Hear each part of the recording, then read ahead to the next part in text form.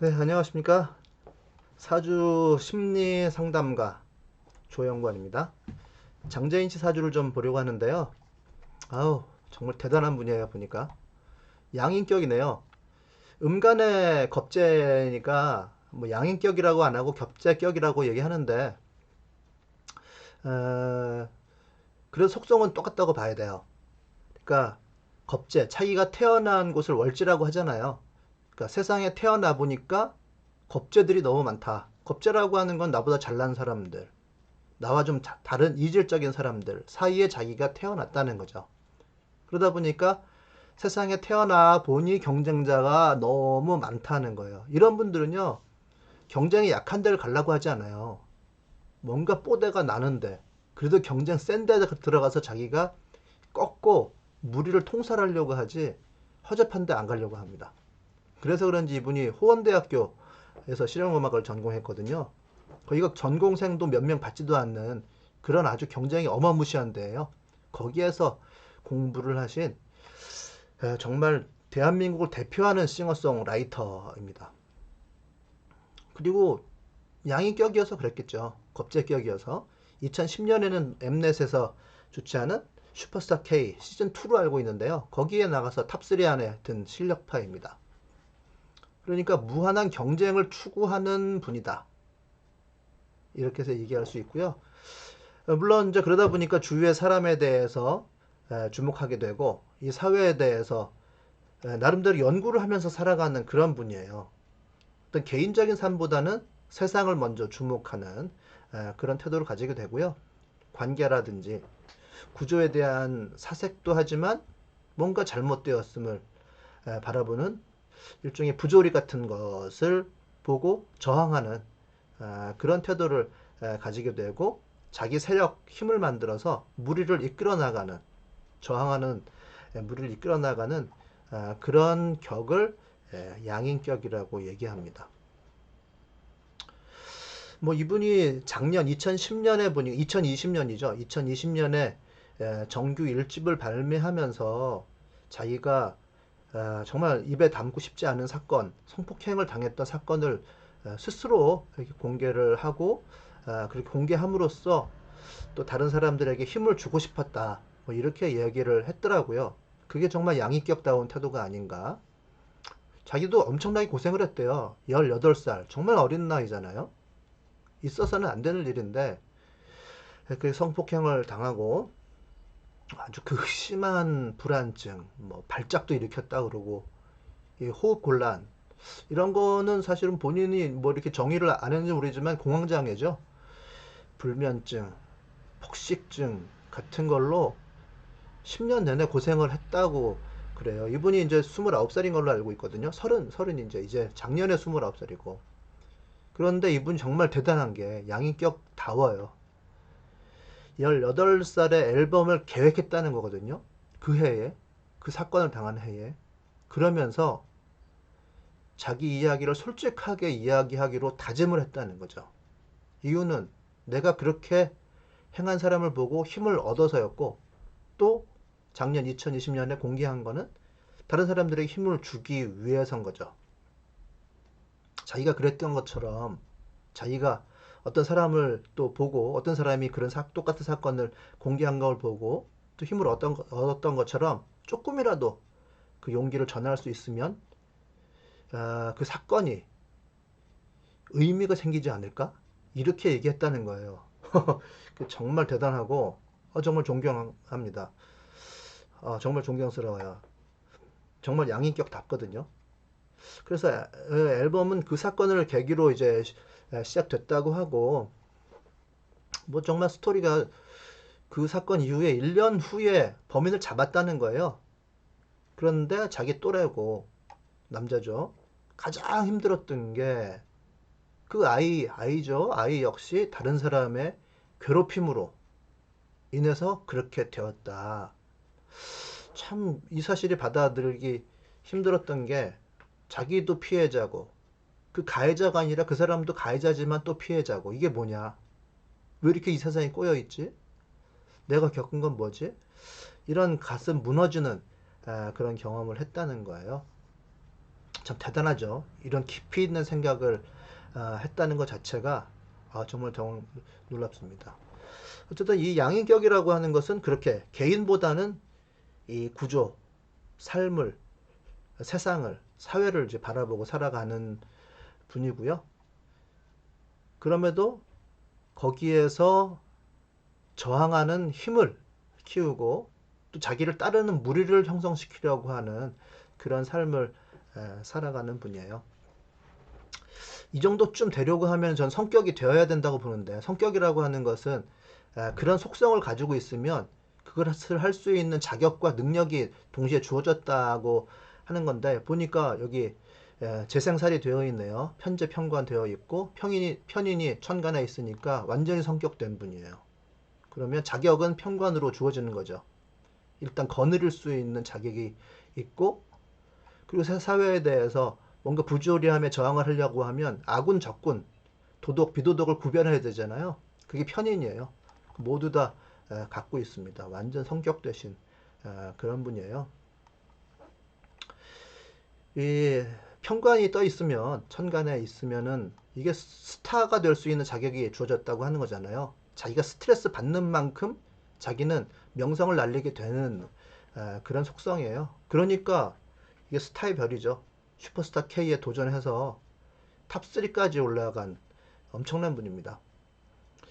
편관이 왜 스타의 별이면서 자기한테 스트레스를 주냐면 언제나 자기에게 주어진 것 이상의 것을 하려고 하는 거거든요.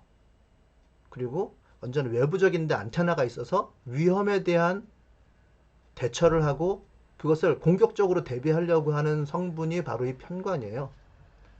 그것을 위해서 이제 편인이 같이 주어진 거죠. 편이 있으면 아군인지 적군인지 도덕인지 비도덕인지를 구분할 수 있는 능력이 동시에 있다는 것이고, 아래 식신이 있으니까 대처를 할 수 있는 능력이, 실력이 있다는 거예요. 어쨌든 이 편관이라고 하는 것은 자기에게 스타성을 주는 것과 동시에 이제 긴장을 줘요. 외부에 대한 안테나를 언제나 켜고 살아가니까. 그래서 그런지 이게 2013년에 이 장재인 씨가 근긴장 이상증 이런 진단을 받으셨다 그래요. 그게 2013년이면 개사년이거든요. 개수가 있는, 즉 편관이 들어왔을 때 이것이 같이 들어오는 걸 동착했다고 하는데요. 그때 이런 진단을 받아서 굉장히 큰 고생을 하셨다 그래요. 더불어서 이분이 굉장한 불안증에 시달렸다고 이야기를 하는데, 그 불안증이 또 자기 예술을 하는 데 있어서 도움을 주는 어떤 심리적인 어떤 작용을 한 거라고 이야기를 했거든요. 이렇게 개수가 천간에 투간이 되어 있으면요, 자기 자신을 지나치게 들여다보는 것이 형성이 돼요. 그러니까 내 마음을 컨트롤하지 못할 공산이 굉장히 큽니다.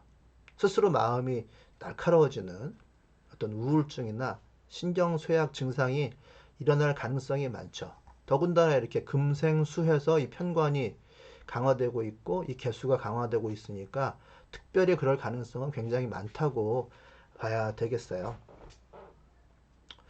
이번 얘기를 들어보니까 네이버 블로그를 그렇게 운영을 했더라고요. 그래서 불안에 대한 글을 10년간 썼는데 그 불안의 글을 쓴 폴더 이름이 있죠. 이름이 불안의 탐구예요. 그게 작년에 낸 정규 1집 앨범 이름이기도 합니다. 그러니까 10년 동안 꾸준히 자기가 불안함을 호소하면서 자기 스스로에게 남긴 글을 써왔다는 거죠. 예를 들어서 어떤 행동을 하고 와서 내가 집에 가서 내가 왜 남들처럼 행동하지 않았네? 왜 그러지? 내가 뭔가 잘못했나? 이런 식으로 계속 자기 스스로에게 질문하고 자기를 돌아보는 건 좋은데 너무 자기와 자기 자신과의 거리가 가까워 버린 거예요. 즉 그냥 생각 자체가 잊혀지고 잠복해야 할 것이 수면 위로 올라와 있어가지고 자기 자신을 괴롭히고 있는 그런 상황이거든요. 경금이 있어서 스스로 방향을 딱 잡거나 생각을 싹 흐르게 해주는 거죠. 결론을 내고 지나갈 것은 지나가고 잊어버릴 것은 잊어버리게 해줘야 되는데 이분은 이제 그러지는 못한 것 같아요.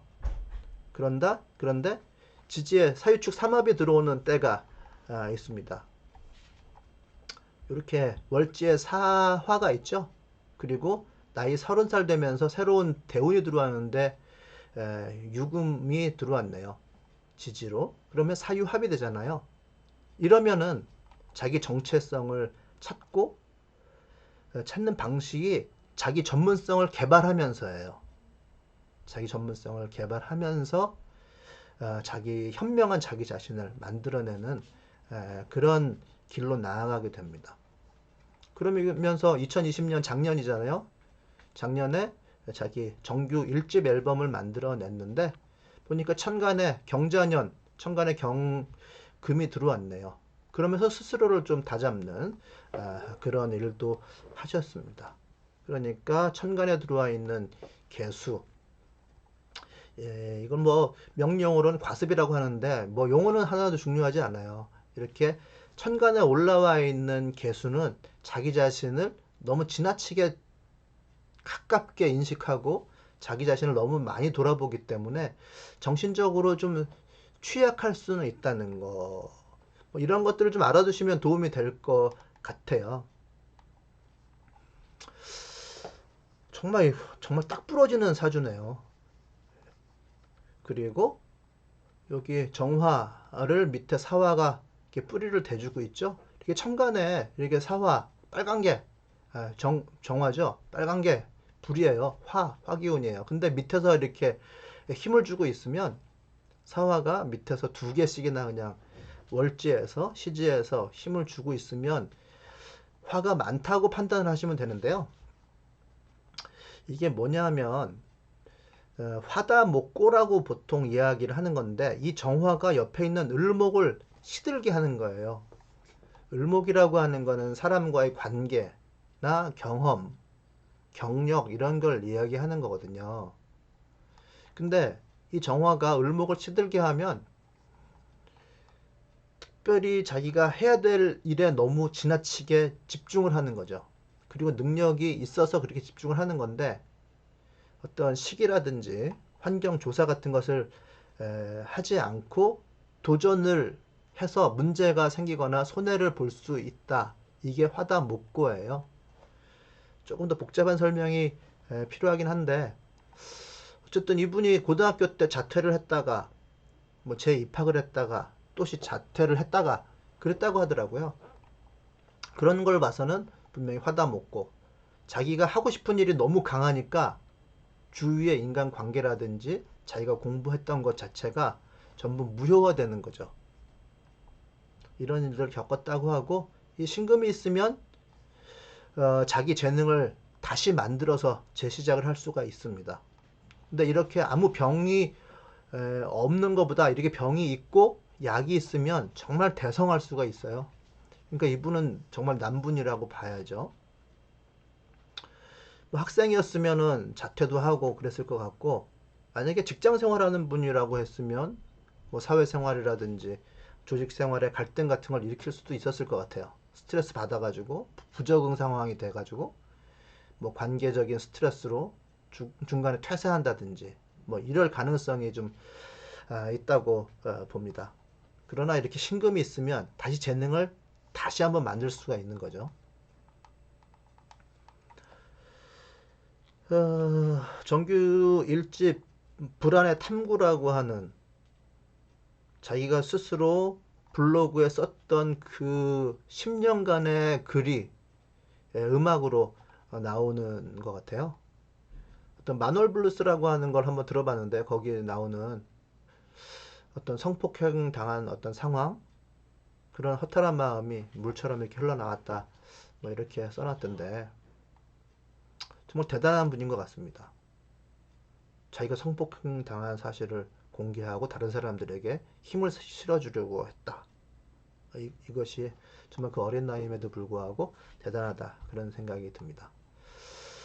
오늘은 이 장재인 씨 사주를 한번 살펴봤는데요. 여러분들 오해하지 않으셨으면 좋겠는 게 이렇게 확실하고 뚜렷한 사람은 별로 없다는 거. 이렇게 연예인이 되고 이렇게 공적인 인물이 되려고 하면 이렇게 확실하게 자기 길을 가고 병을 약으로 치료하고 이러는 기운이 있어야 가능한 거고요. 보통 사람은 애매한 경우가 많죠. 애매한 경우가 맞는데 그 애매함으로 인해서 보통의 행복한 삶을 살아갈 수 있지 않나 그런 생각이 듭니다. 오늘은 싱어송라이터 장재인 씨의 사주를 살펴봤습니다. 감사합니다.